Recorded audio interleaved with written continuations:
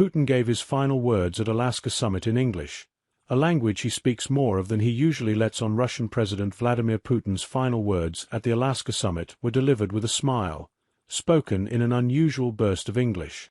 And next time in Moscow, Putin said no translation needed in response to US President Donald Trump suggesting they would see each other again very soon. Putin has been known to give casual side comments and niceties in foreign languages. He also said, "Thank you so much" in English at the end of his summit with Trump, which concluded without a deal to end the war in Ukraine. But typically, the Russian leader, a former intelligence officer with the Soviet Union Security Service, the KGB uses translators to avoid speaking in English during diplomatic conversations. Putin is known to be fluent in German. During his days as a KGB officer during the Cold War, Putin was posted to Dresden, which was then East Germany.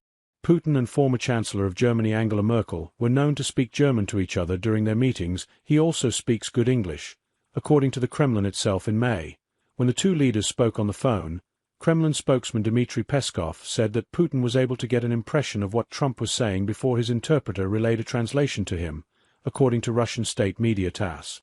That suggests he was likely able to understand his US counterpart when the pair traveled together briefly in Trump's presidential limo after their arrival in Alaska on Friday. Back in 2017, the Kremlin said that Putin understands English almost completely and even corrects his interpreters, according to Russia's Izvestia newspaper. When he is on the go, Putin most often speaks English, but when negotiations are conducted and when an official meeting is taking place, of course, he communicates through interpreters, Peskov said. The paper reported at the time.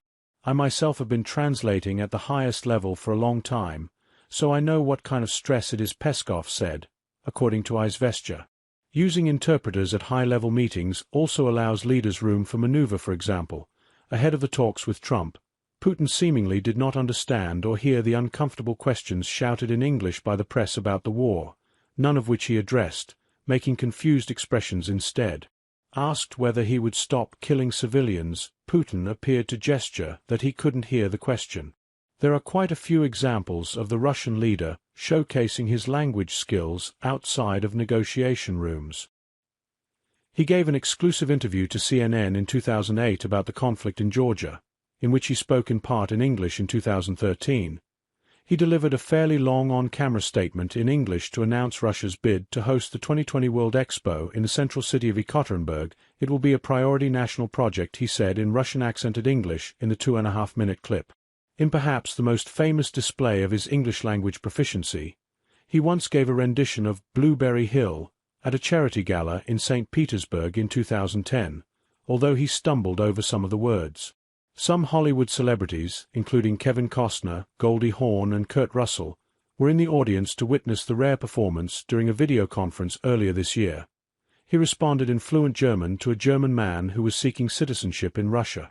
After switching to German, Putin made small talk about his time living in what was East Germany, causing other officials in the meeting to chuckle. On Friday, Trump responded quickly to Putin's English-language invitation for another round of meetings in Moscow, saying, "Ooh, that's an interesting one. I don't know, I'll get a little heat on that one, but I could see it possibly happening. Thank you very much, Vladimir."